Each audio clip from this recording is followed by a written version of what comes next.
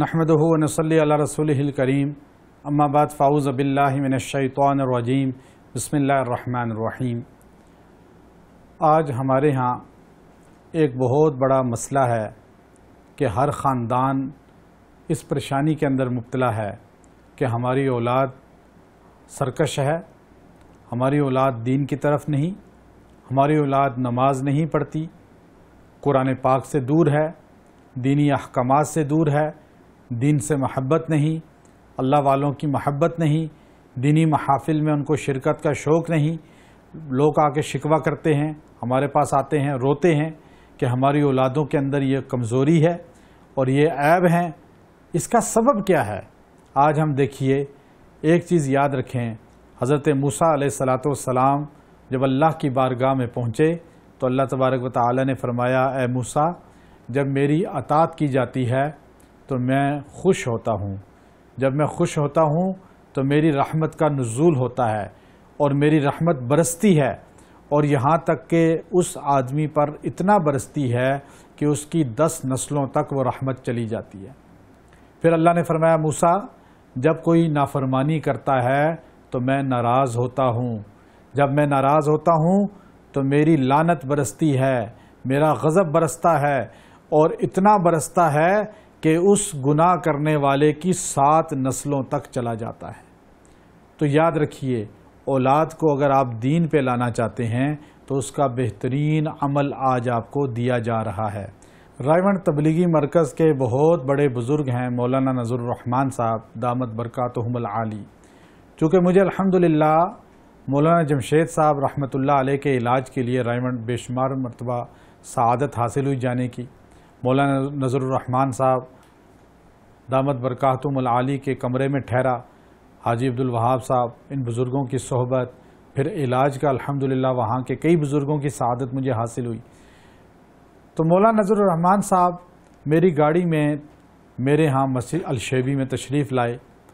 2 مرتبہ ان کو میں نے اپنی گاڑی میں سفر کرایا۔ جب ایک مرتبہ میں ان کو گاڑی میں بٹھا کر شہروں سے گزر رہا تھا تو ایک مسجد کے پاس سے گزرے تو آپ نے مجھے فرمایا، تیسرا کلمہ پڑھ لو، سبحان اللہ، الحمدللہ، لا الہ الا اللہ، اللہ اکبر، ولا حول ولا قوت الا باللہ العلی العظیم۔ پھر کچھ دیر کے بعد مسجد آئی رستے میں تو مجھے حضرت مولانا نذر الرحمان صاحب نے فرمایا، تیسرا کلمہ پڑھ لو۔ پھر میں نے تیسرا کلمہ پڑھا ان کے ساتھ۔ پھر مسجد آئی، پھر آپ نے بلند آواز سے تیسرا کلمہ پڑھا، مجھے بھی تاکید فرمائی۔ یوں یہاں تک جتنی مساجد آتی رہیں مجھے آپ تاکید فرماتے رہے کہ تیسرا کلمہ پڑھو، تیسرا کلمہ پڑھو۔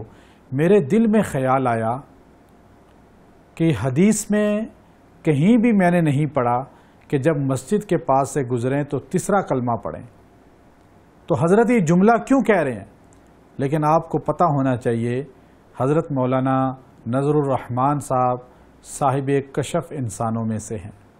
مولانا طارق جمیل صاحب دامت برکاتہم العالی فرمایا کرتے ہیں کہ میرے استاد مولانا نذر الرحمان صاحب اتنے صاحب کشف، صاحب نسبت ہیں کہ ان کے پاس بیٹھتے ہی دل کی کیفیت تبدیل ہو جاتی ہے۔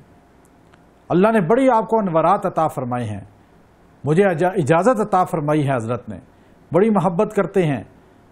تو میں نے دل میں سوچا کہ میں حضرت سے سوال کروں، لیکن ادب مانے تھا کہ میں پوچھنے کی جسارت نہیں کر پا رہا تھا کہ حضرت تیسرا کلمہ مسجد کے آگے سے گزرتے ہوئے ادا کرنا یہ کون سی روایت سے ثابت ہے۔ حضرت نے خود ہی جب مسجد ہماری کے قریب پہنچے تو مجھے کہا کہ دیکھو، رسول اللہ صلی اللہ علیہ وسلم نے ارشاد فرمایا ہے کہ جب جنت کے باغوں سے گزرو تو خوب چرو۔ صحابہ نے پوچھا، یا رسول اللہ، جنت کے باغ کیا ہیں؟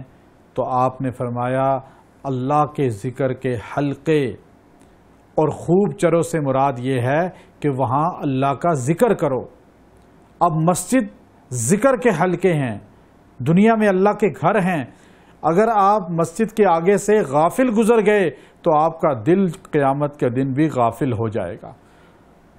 اگر آپ اللہ کے گھر کے آگے سے بے التفاتی کے ساتھ گزر جائیں، اللہ کے گھر کے آگے سے بے اعتنائی کرتے ہوئے گزر جائیں، اللہ کے گھر کے آگے سے بغیر رغبت کے، اپنی پیار محبت کے اظہار کے گزر جائیں، تو گویا کہ آپ کو اللہ کی کوئی ضرورت نہیں ہے۔ آپ اللہ کے گھر کے آگے سے گزریں تو عاجزی کے ساتھ، اگر آپ چلتے ہوئے جا رہے ہیں تو تیسرا کلمہ پڑھ کے اپنی محبت کا اظہار کریں، تیسرا کلمہ پڑھ کے اپنی اپنائیت کا احساس دلائیں اللہ کو کہ یا اللہ میں تیرے بغیر کچھ نہیں۔ اور پھر آپ نے فرمایا جو انسان مسجد کے آگے سے گزرتے ہوئے تیسرا کلمہ پڑھے گا، اللہ اس کی اولادوں میں دین کو زندہ کر دے گا۔ اس کی اولاد میں کوئی مرتد نہیں ہوگا، کوئی بے دین نہیں ہوگا، کوئی لبرل نہیں ہوگا، کوئی سنت رسول کا منکر نہیں ہوگا، کوئی رسول اللہ اور صحابہ کا گستاخ نہیں ہوگا۔ اب آپ کے پاس ہے کہ آپ اللہ کے گھر کے آگے سے گزرتے ہوئے، چھوٹا سا معمولی عمل ہے، آپ یہ کرتے ہوئے جائیں گے، انشاءاللہ آپ کا گھر زینت بن جائے گا اعمال کی۔ وآخر دعوانا ان الحمدللہ رب العالمین۔ ویڈیو کے نیچے سبسکرائب کے بٹن پہ کلک کریں، بیل کے آئیکن پہ کلک کیجئے تاکہ ہر نئی ویڈیو کی نوٹیفیکیشن آپ کو مل جائے۔